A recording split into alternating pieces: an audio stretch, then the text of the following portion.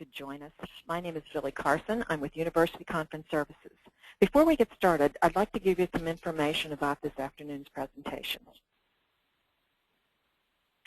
First, we have a large audience, and so we won't be able to open the phone lines for your questions, but you can type them in the questions pane on the control panel that's on the right side of your screen.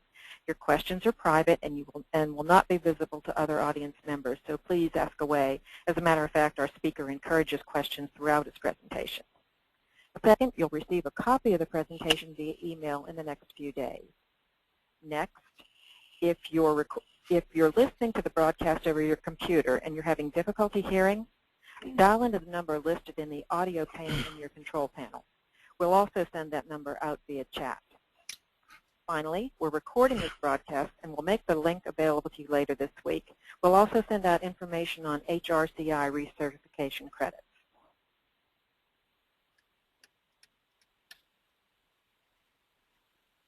Selecting a record keeper for your retirement plan is a huge responsibility for anyone who's a fiduciary of an employer-sponsored plan. That's even more so now that the DOL has mandated extensive disclosure of plan fees from plan providers. Today's speaker, Brant Griffin, will discuss the important fee-related issues and potential conflicts that you should take into consideration when choosing or evaluating your provider. Let me introduce Brant to you. Brant's a partner and founder of North Pier Fiduciary Management. He began his career in 1995 as a senior retirement plan consultant with T. Rowe Price. He later joined the Retirement Services Department of Oppenheimer & Company, where he managed the consulting efforts of more than $1.2 billion in qualified plans.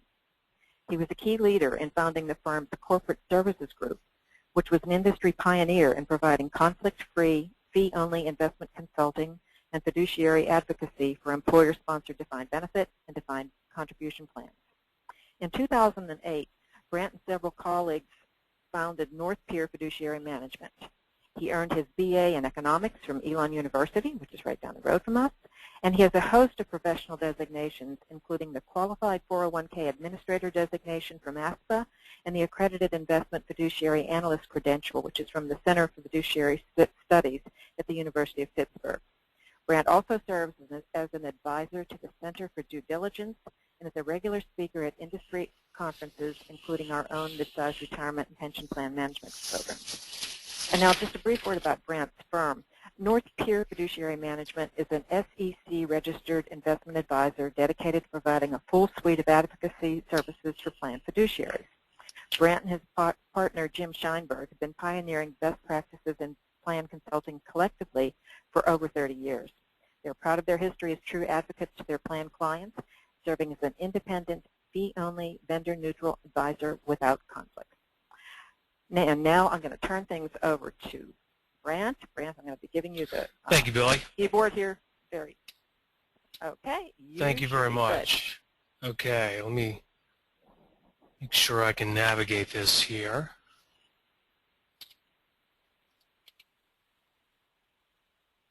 There you go.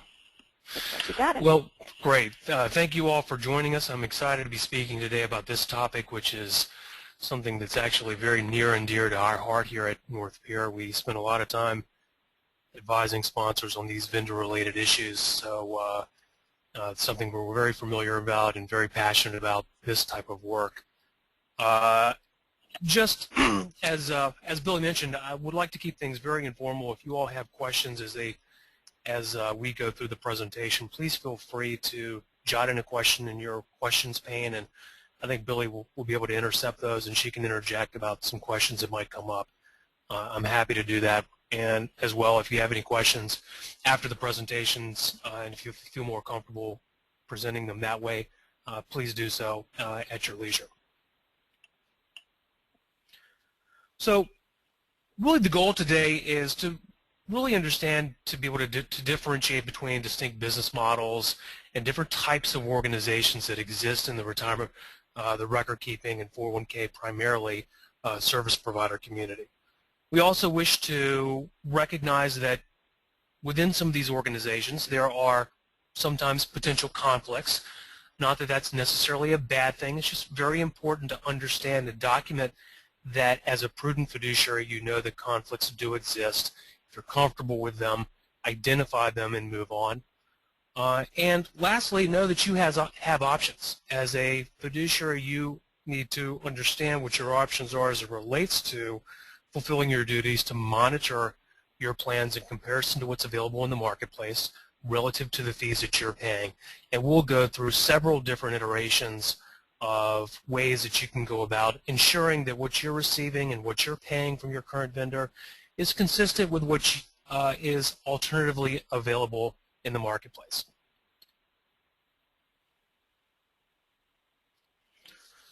So we all know the importance of this topic. The regulators have been telling us this for 5 or 10 years now.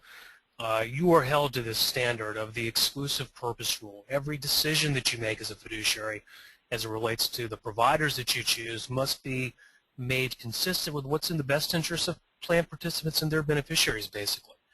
The reason why the regulators have spent so much time with this over the years is that without going to market and checking services and fees in a retirement plan environment, very quickly fees can get out of range with what's reasonable and what's competitive. And numerous studies have showed that if fees are not kept in check and they're in excess of what they should be, that has a tremendous effect on what participants' eventual retirement income will be.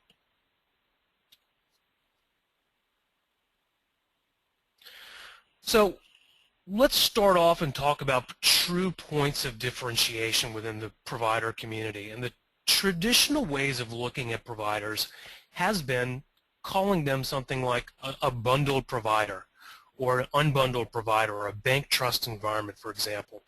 Really looking at their structure if they own mutual fund companies or they're looking at a kind of a very kind of top-down look or 30,000-foot view of the marketplace. However, over the years, a lot of these traditional distinctions, the lines have blurred. So let's take a look a little bit deeper at what some different distinctions are in the industry. And first of all, we'll talk about business structure in some detail here about what are these organizations' motivations. We'll look at service delivery models, different ways organizations are pricing, which oftentimes gives you an indication of what organizations' profitability expectations are. And we'll try to identify how different organizations are building their box or building their set of services around to be competitive in certain types of environments, perhaps professional service groups or very bottom-heavy organizations, for example. So let's begin and talk about some structural distinctions between in the service provider marketplace. And what do they do? The first thing that we can ask is, how are they solely a record keeper and an administrator, for example? Do they not have any proprietary investment product? Are they positioning themselves solely to provide these record keeping and compliance services to you? And in that case, when they are, they're typically agnostic about the investments that are in your plan. They have no horse in the race. They do not make a distinction or have any preferential treatment of any of the investments within a plan that you as a plan sponsor might assemble for your participants. Other organizations, they have proprietary investment product. They might be insurance companies or mutual fund companies or banks that own investment products. And you really have to understand that that's the reason why they're in that business. Again, not right or wrong, but it's important to understand that that is a motivation, if not the most important motivation for that organization to be providing retirement plan services to plan sponsors, is to gather assets into their investment products. Oftentimes they may simply assemble investments. For example, insurance companies oftentimes assemble a group annuity platform, or sometimes there are large mutual fund companies that have proprietary investment products.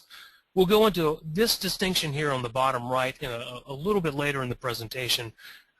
Different organizations treat their proprietary investments differently, but we'll go into some more detail about that in just a moment. Pricing.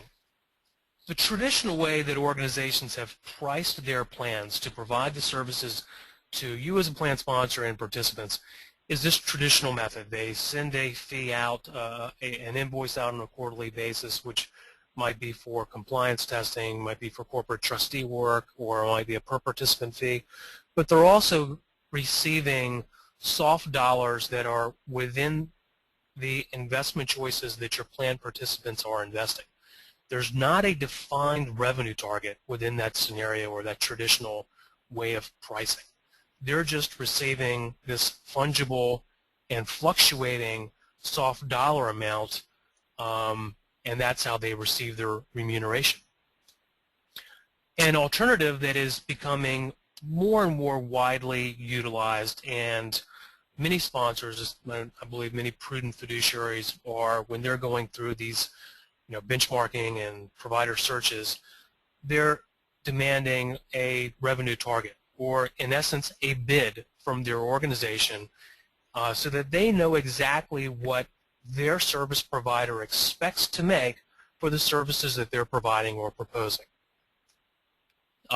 This terminology called gross to net merely refers to that when you understand what that bid is and that number is that your provider might need, you can underwrite the plan, understanding what these soft dollar amounts are within the investment choices, to try to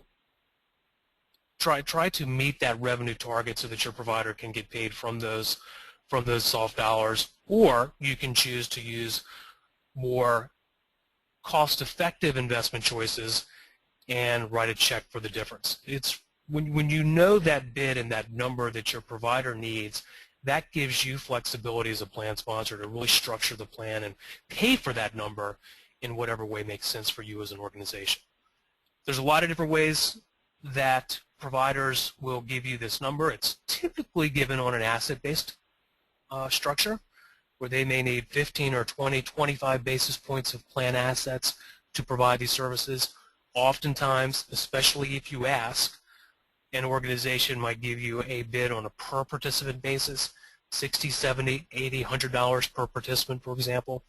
And more, we're seeing more flexibility from providers, especially in competitive bidding situations, where that they're coming to the table and addressing the exact services that you need, not just providing the box of services that they provide, but they're willing to extract services from their pricing model so that there's not any overlap that you might be for services that you might be receiving somewhere else. They're willing to give more custom type bids these days than what we've seen in years past. Service delivery. Really, this tells you a lot about an organization, doesn't it? About how an organization goes about providing its services. Many organizations provide this, kind of all-inclusive arrangement where they don't distinguish against and provide an a la carte bill for items such as compliance testing or benefits testing or days of employee education.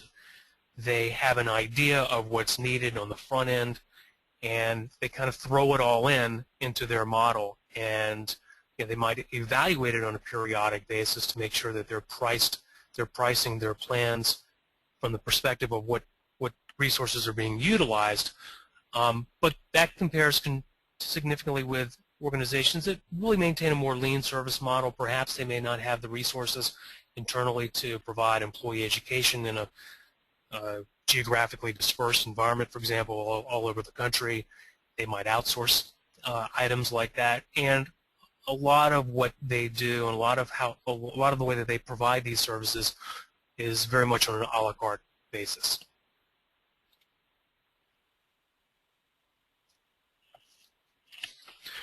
Core competencies. Every organization really is trying to position themselves to be competitive within a certain market segmentation. There's a lot of providers that merely try to be are really deemed small market providers, so they feel like they compete well and their core competencies are focused on that small $1 to $10 million space of plan sponsors, whereas other organizations focus their efforts on the needs of larger organizations or the needs of professional service groups. So it's important to understand that many organizations are very well suited to address the complex needs of complex administrative environments. Maybe there's multiple plans in place, multiple 401k plans and defined benefit plans and unqualified plans, for example, or have different benefit structures within each plan for different subsidiaries. That might be an example as well of an organization that you're really going to want to make sure that they have some, they have core competencies in that particular area. Other organizations may be very well suited to address challenging demographics. English as a second language or other language needs within an organization, and a lot of employees over a lot of different states, for example.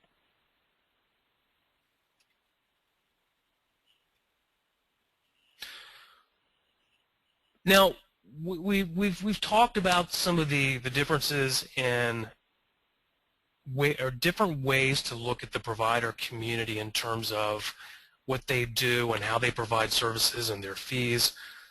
And let's talk a little bit about some of the upcoming regulatory initiatives. And the big one that you might have heard about is 408B2, and Billy actually made reference to it in the beginning of the presentation in the introduction. That will be effective on April 1st of next year, and it's something that has been pushed back several times over the last year or two. In essence, what it will require is plan providers and advisors, for that matter, to provide disclosures on all sources of revenue, and even monetary and non-monetary forms of revenue. For example, shelf space fees from investments, perhaps, in investment companies that they give some preferential treatment to, perhaps their own internal investment companies that they own, and other entities that they own that are providing services to you as a plan sponsor.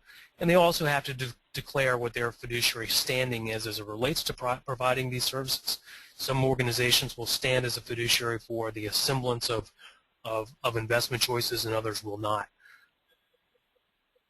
Oops, excuse me. And so it's important to understand that these disclosures are coming, and you may, as a plan sponsor, want to get ahead of it. A lot of organizations now do have their disclosures available, and we've reviewed several of them, and it's not the easiest thing in the world to read. They're oftentimes in the necessary legalese, but it's important to get your hands around what these conflicts are, because that really may necessitate a closer look at what other organizations are doing. Now, at this point, I might just point your attention to the bottom of the slide. Throughout the rest of the presentation, where we feel like it was appropriate, we're adding this North Pier pointer where we feel like there might be some additional information that might be relevant to you that you might want to think about. We won't go over it specifically, but I just want to make sure that you're aware that it's there, and that's what it's for.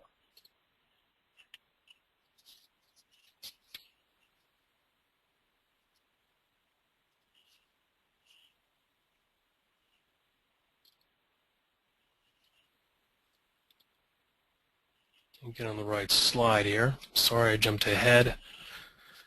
So what I want to do now is review some of the sources of conflict within the service provider community.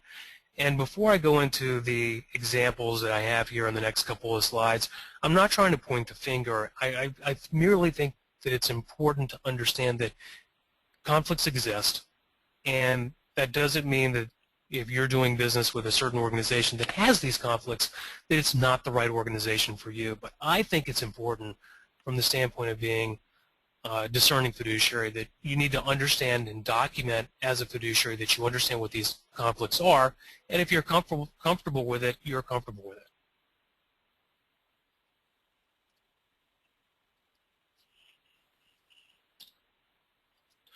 First off are proprietary investments. Proprietary investments are highly profitable, especially the semblance of target date funds. And different types of providers treat proprietary investments very differently. Some organizations, in order to create parity and be very fair, I think, they will offset a larger proportion of their plan fees for the use of proprietary investments, whereas other organizations will treat their internal or proprietary investments identically to external investments.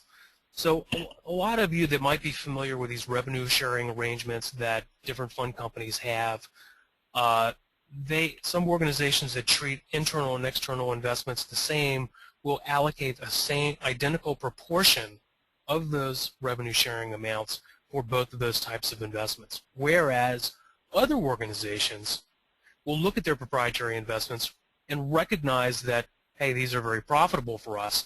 Let's give our clients the benefit of that additional profitability.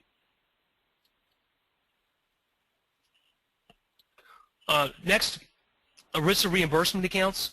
This is a structure that North Pier has been using for nearly 10 years, but in essence what it is it's a model that allows plan sponsors to fully account for all plan revenues and qualified plan expenses. And it's a process where that, if it's set up properly, it's an account within your plan where that all the soft dollars from the investments are driven towards this account. And from that account, all qualified expenses are paid. For example, your payment to your vendor or your record keeper, your audit fees, for example. If you have a consultant, your consultant fees can be paid from this as well. And those accounts are audited from time to time to make sure that the total amount of revenue from your plan is identified, and those expenses are identified as well. Plan sponsors treat these ERISA accounts very differently. Some organizations place some limitations on them, so they call them service credits, and they can only be used to purchase additional services, additional days of employee education, for example, and they have time frames on when those dollars can be used.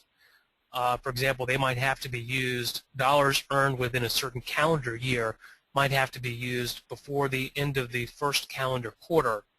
Otherwise, those monies go back to the plan sponsor. Alternatively, other organizations go, well, they merely treat them as plan assets.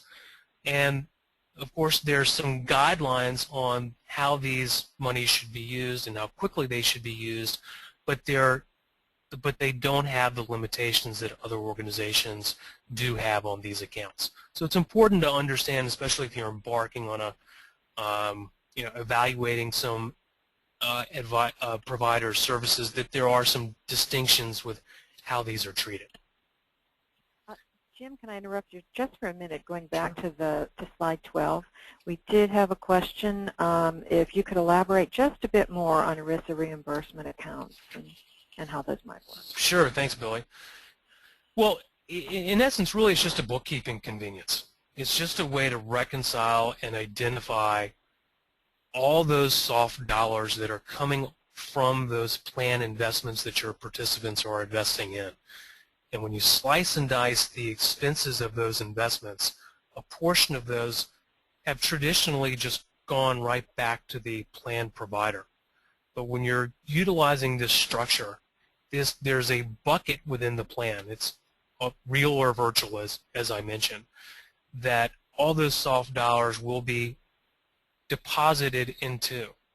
And typically you would reconcile these amounts on a quarterly or annual basis, and that allows you as the plan sponsors to get a hold on really what the revenues that your plan is generating. And then from that account, you as the plan sponsor can direct your qualified fees to be paid from that account. So you can direct your service provider to take their fee from that account. You can direct your plan, your accountant's audit fees to be taken from that account, or your consultant fees, for example. If you wish to purchase additional services from the provider, it can be taken from that account if there's an overage as well. For example, to buy additional days of employee education or to address certain types of campaigns. It's important to understand that there are some statutory limitations in that the money can only be used for what's deemed to be a qualified plan expense. And that is anything that necessitates the administration of the account. That is distinct from settler type of expenses, which are, many people categorize those as expenses that are really benefit the employer and not the plan.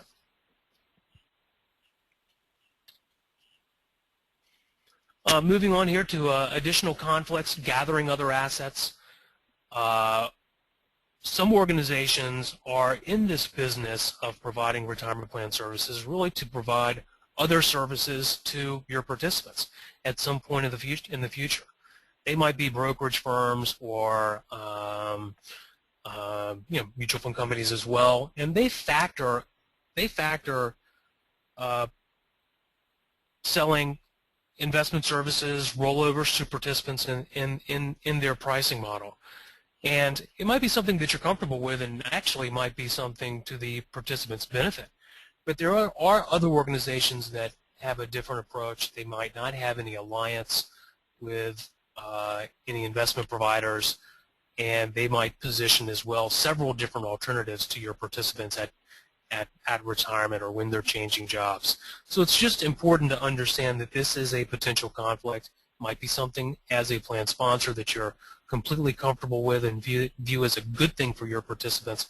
It's just important to acknowledge that it exists. A big one is guaranteed investment accounts. And these are, in essence, stable value investments provided by insurance companies. And they're investments typically in an insurer's general account. And a lot of times the large, prolific insurance company providers out there will oftentimes require the use of this guaranteed account within their retirement plan clients' plans, or strongly suggest that it's used, and basically they sell it.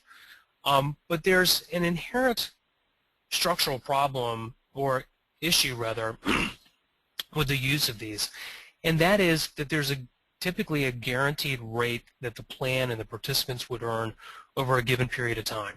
And that rate is something that the insurance company determines that's based on the actual investment experience of the general account, but it may be different from what the actual general account earns. And the provider has the potential of earning a spread on the difference between the actual interest that's earned on the general account, or that segregated investment, and what they promise you and the participants as a plan sponsor. Additionally, I think this is very important to make note of, that a lot of these general investment guaranteed investment accounts or interest accounts have very unattractive liquidity provisions. Oftentimes, you can't get out over a period of 5 years, for example, or there's very strict market value adjustments, which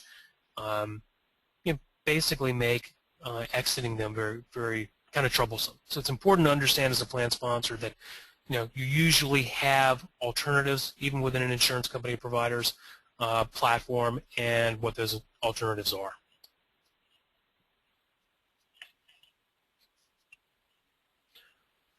Now that we understand some of the potential conflicts exist within the record-keeping industry, what do we do now?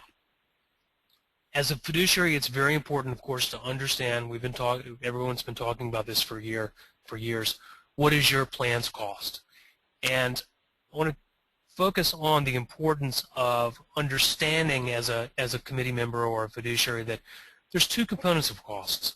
And a lot of providers like to focus on merely the total cost of your plan, meaning looking at the total expenses of your underlying investments and not breaking down the components of those expenses when they're divulging what your plan fees are.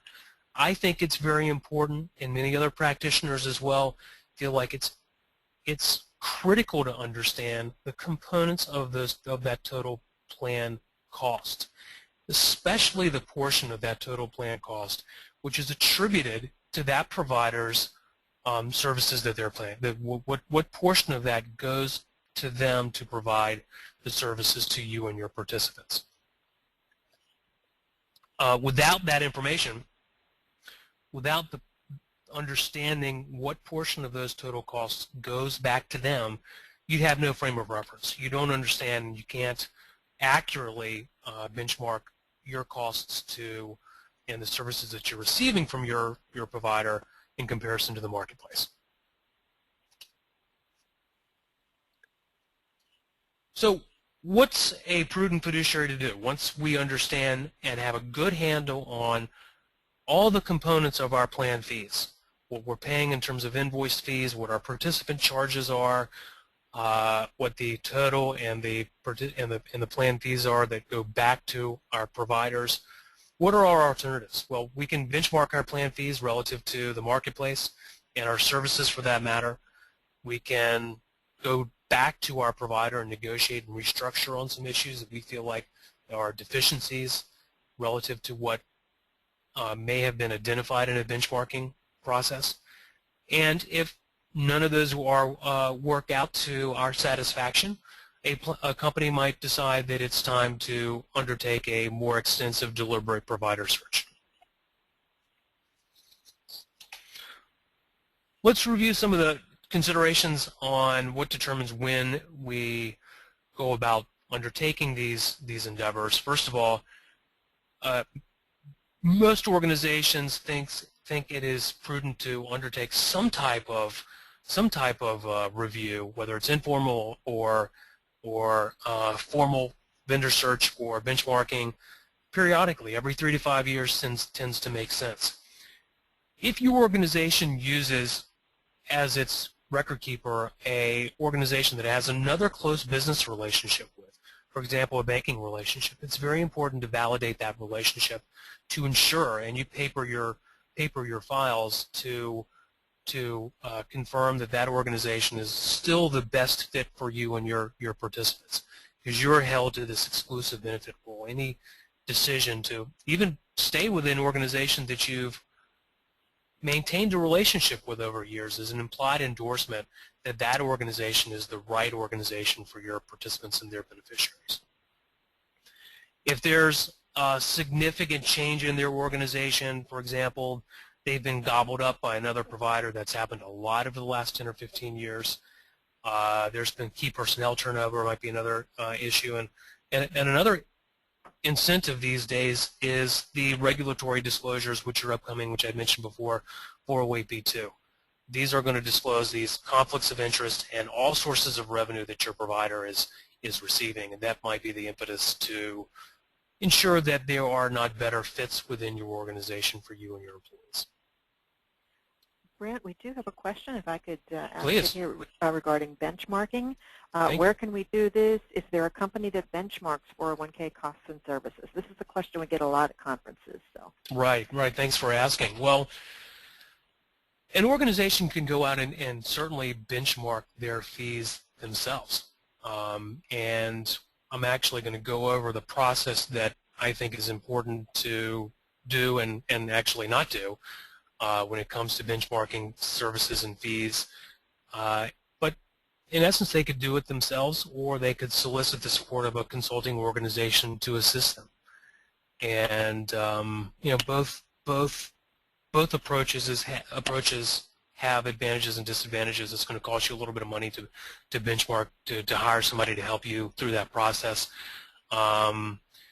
versus if you do it yourself, you know, you're going to get perhaps a different result.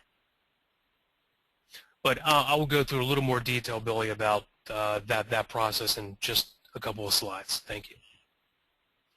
Some internal considerations for when the right time frame is and what to do with your organization is, first of all, your plan may have significantly changed over the years, increased in assets.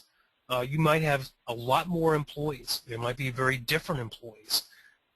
Your organization might have been acquisitive and been combined with other organizations out there, or maybe you're considering a dramatic change in your benefit structure. Your organization has grown to the point where you need to consider adding on a non-qualified plan, or you have challenging demographics that you're no longer passing testing, or these types of internal considerations might be the impetus needed to go to market to ensure that you and your employees are at the right place. Once we know what these fees are, most organizations, and this is according to a recent Callan study for data in 2010, 85% of companies that went to the trouble of identifying their total plan costs ended up, 85% of them almost, went to benchmark their fees and services as a result of that. It really makes sense to that information has to be presented in a way that's meaningful. And if you know your plan costs, that number in a vacuum may not tell you what you need to know. You need to have a frame of reference and understand, well, how does that compare to other organizations and other services that I might be able to get alternatively. So this is actually really going to better address the question that one of your listeners had, and we'll talk about here benchmarking here for a bit.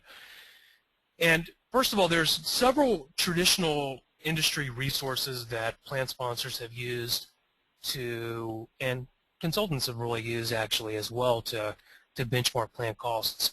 In my opinion, none of them really work very well. They're overly general and do not take into account the unique attributes of Company A or Company B. They don't take into account the days of employee education that are needed. Doesn't take into account the unique benefit structure that you might have, your employee turnover, and all these unique things about your particular company. So using these sources is overly general and doesn't tell you what I think plan sponsors need to know. Alternatively, this is the process to answer your listener's question that I think is important to follow if you want to try to go about this yourself. Pick a set of pertinent plan data to disseminate to a group of 3 to 5 different organizations out there. Tell them about how large your plan is, the number of participants that you have, your turnover, your cash flow, very basic information. And get bids back with the understanding of what you need in terms of them in terms of services. And it's very important, of course, to get this bid from the perspective of what's the gross number, meaning what is the total revenue that you need to provide these services that you are proposing for us. Once you have this number, you need to put it into perspective. Not only is what is that number today, but what is that number if it's an asset-based fee, for example, or a per participant fee, for example, what is that number going to look like over a period of time based on what my assumptions or your assumptions as a company of what you're going to look like in 5 or 10 years. Because any decision that you make, you're going to be with that provider, barring any significant event, for a good number of years. So your findings as a result of this benchmarking, you may find that your fees are right in line and with the services that you can get from alternative providers, or you might, as a result of taking a look at the marketplace, realize that there's some opportunities to restructure and negotiate with your provider, or you might feel like that your services and fees are so far out of the norm that you might need to do something more deliberate, for example, going to search.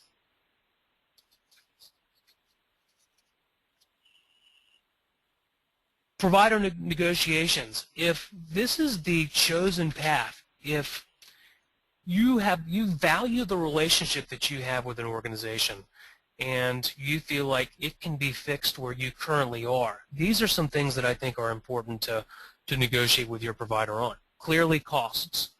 Billable fees are the first thing that typically you can get to go away if you're paying an amount that's not deemed competitive with what the alternatives are. You can completely restructure your plan in its economics. You can buy additional, or you can negotiate for additional services. Additional days of employee education, for example, is common. You can change the investment lineup or add more flexibility, or even change share classes and asset-based charges. We do have a question. Someone had been reading your slide. Could you elaborate a little bit on that fund share classes and asset-based charges? Sure. Yeah, thanks for that question. This goes back to the proliferation of different share classes that mutual fund companies and other investment providers have offered over the last several years. Now when you look at a particular mutual fund, it is not uncommon to see that mutual fund depicted in 4 or 5 different share classes, R1, R2, R3, I share class, for example. We've worked with several clients over the last several years that as a result of these negotiations, they have decided to allow their participants to benefit from the economies of scale and their negotiations with their providers, to allow their participants to invest in a more cost-effective investment environment, using institutional shares where available, and the provider has decided to basically pay a check for the difference when there is the need to pay a different amount. So these types of things are negotiable when you're talking with your providers about these types of things. So really, negotiations with your provider is really going to be the best alternative when you clearly value your relationship with that provider. You want to stay there. You just want to make it work better, and you're going to have the best success, in my opinion, negotiating with your provider when simply your demographics have changed. Your plan assets have grown significantly over the years, and you're still in this kind of antiquated type of pricing structure where they're earning their fees based on asset and asset growth. This example clearly points this out. I would like to take this opportunity to point out something that I think is very important and might just get you and your fiduciaries and your committee members to think about the way that the retirement world is run. Typically, providers charge on an asset-based type of fee structure. That may not always be the best fit for your organization. I personally feel like the cost associated with providing services to a plan sponsor and their participants are more closely aligned with the number of participants than the assets in the plan. For example, they have to send out statements every quarter to a number of participants. They have to keep records for those number of participants. These types of things are more closely attributed to where their true costs lie versus the number of assets in a particular plan. Negotiations, when is this going to work? Well, first of all, it doesn't really take you, it's a quick and easy process oftentimes, not always, but you can quickly ascertain whether or not you're going to be successful in achieving the results that you wish to with this approach, negotiating with your provider. The challenges with this approach is that you don't have very much leverage. They probably know that you're just talking to them.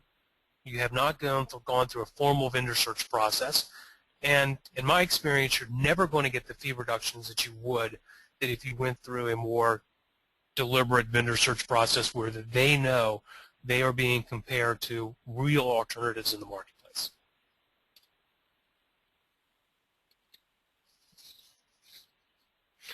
Let's take a quick look at a case study here, an illustration. This is an organization we helped several years ago. This is a radiology practice. They had 150 participants, lots of money in their plan, $65 million. And this organization had been with this insurance company provider for nearly 30 years. And they valued the relationship that they had with that organization, and really their relationship manager as well had been with them for over a decade. They had no idea how much they were paying, truly paying the provider. They were being billed $60,000 a year. All the soft dollars were going back to that particular vendor, and they were earning a spread on their general investment account. What we were able to do on behalf of this plan sponsor is we eliminated that $60,000 fee, restructured the plan so that they were still receiving all the services that they were accustomed to, and identified that revenue target at $40,000 per year for that organization, established one of these ERISA reimbursement accounts to facilitate transparent pricing, and we transitioned them to a completely open architecture investment environment. So that was a successful result and something that was fairly easy to accomplish for them because to be honest, there was a lot to be fixed. So let's move on here, and I want to make sure I can get through all of this in time. I just have one last section here where I'm talking about provider searches. And really this is going to be a good process when vendor negotiations didn't really yield the results that you're looking for. Or perhaps you realized through a benchmarking that your fees and your services are so out of the range of norm that you need to do something more deliberate. And it's just not a bad idea to do a provider search on some type of periodic basis, maybe every 5 years or more, just to take a fresh look at the needs of your organization, the needs of your employees, and take a fresh look at the marketplace.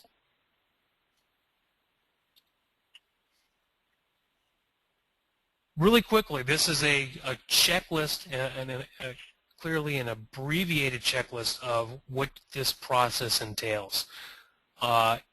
It's very important to, of course, examine your individual circumstances. What's unique about your company, your employees, what are their needs, your plan's needs as a plan sponsor. Do you have a very complex administrative environment? Do you have multiple plans? Do you rely on support services from your vendor for fiduciary process support? Do they provide investment monitoring, or is that something that you're comfortable with? And after you've compiled this information that's specific to your organization, draft an RFP or a more informal RFI, or a request for information. It might then lead to a more formal RFP that's specific to your plans and what you want to see, what kind of bids that you want to see from organizations. You need to identify a set of providers that are going to be unique to what your needs are, and you compile and evaluate these proposals to select a group of finalists that you would like to personally interview and allow to come in to present their alternatives in person.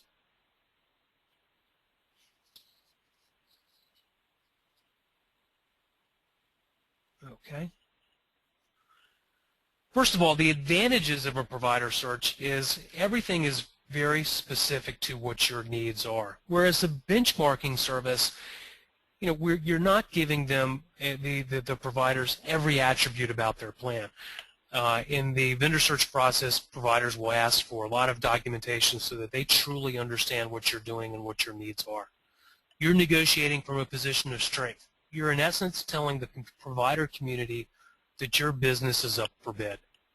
And the likely result is you're going to have accrue much larger cost savings than you'll get through simply negotiating with your existing provider. The downside is this can be a very long, drawn-out process, can be very complicated. North Pier has done vendor searches which have lasted anywhere between 9 months and 12 months, depending on the complexity of the organization and what their needs are. Another challenge is your company may not have internal resources and internal expertise to really do this well, do this process justice. And if it's something that's you feel like is best outsourced, there's additional costs to hire a consultant to undergo this process on your behalf.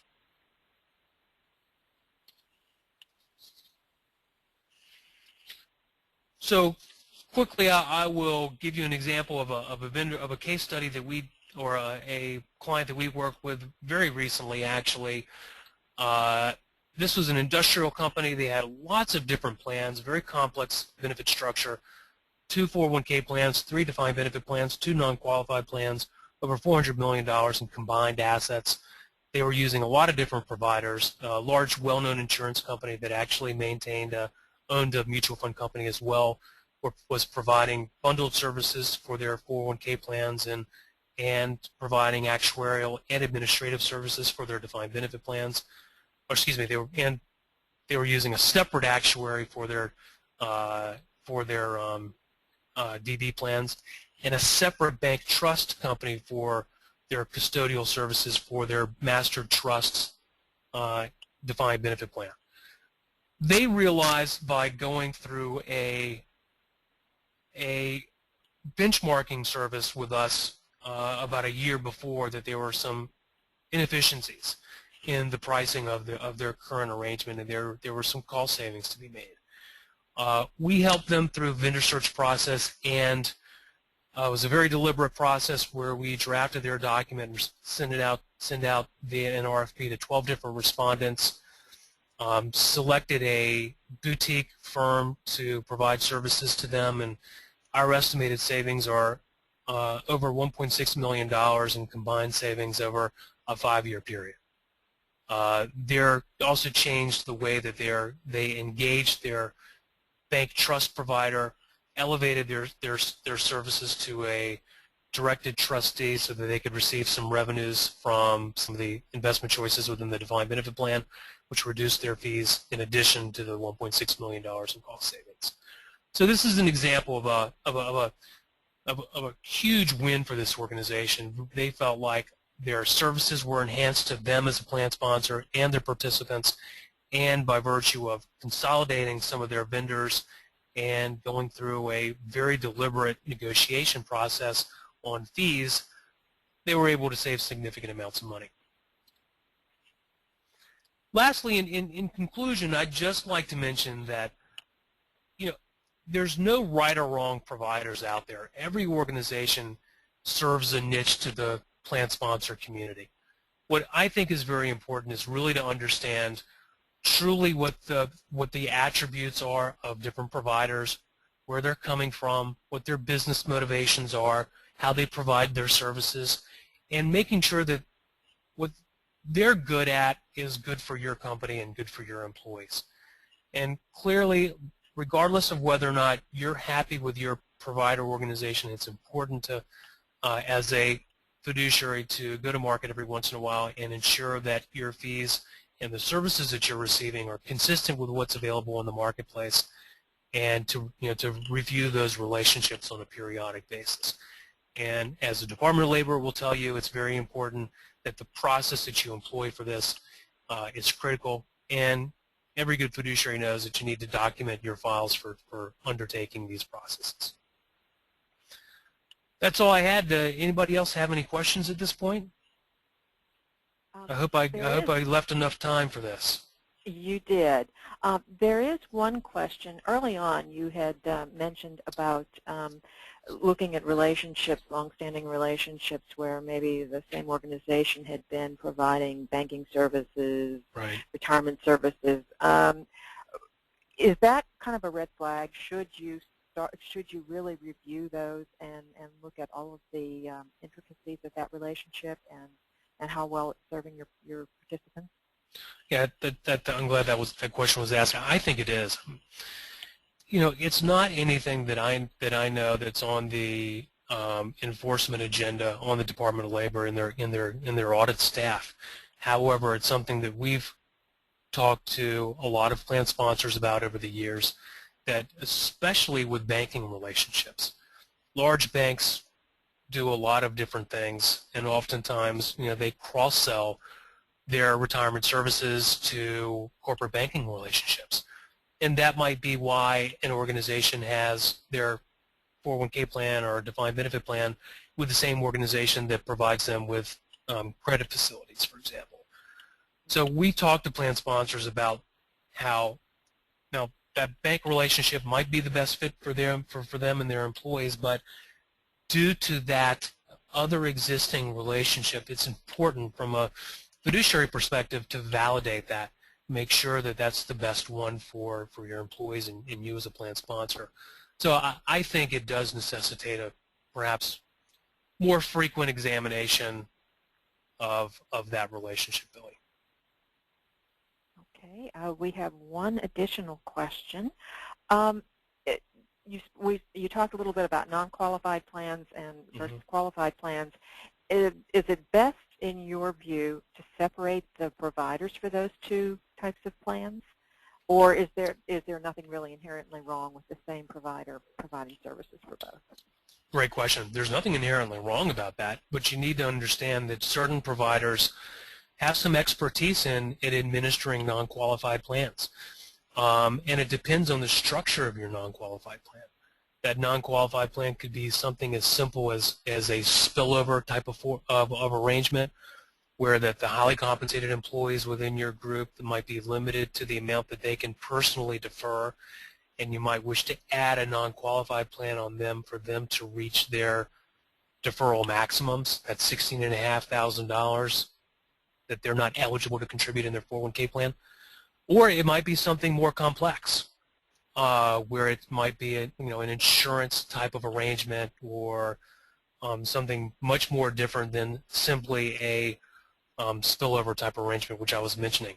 In that case, it's important to make sure that the organization that you're talking to in that regard has capabilities beyond more simplified non-qualified plan arrangements, because these things get very complex, and they get very complex very quickly.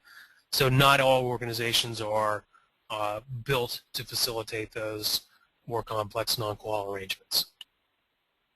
So to answer your question, it depends on what type of non-qualified plan that you're considering. If it's something as simple as a spillover type of plan, then I think that might, you could simply do that at the 401k provider that you're currently using. Okay, well, thank you very much. Thank you, Brant, for the entire presentation, and thank you, audience, for joining us for today's webinar. We've run out of time, but I think Brant has given us an awful lot of information to think about, some great examples there. Thank you for that. We hope to see many of you at our upcoming Chicago Mid-Sized Retirement and Pension Plan Management Conference. It's coming up next month. And just a reminder, you'll receive a copy of the presentation and a link to the recording later this week. Again, thanks very much for attending today's presentation. Have a great afternoon. Thank you all.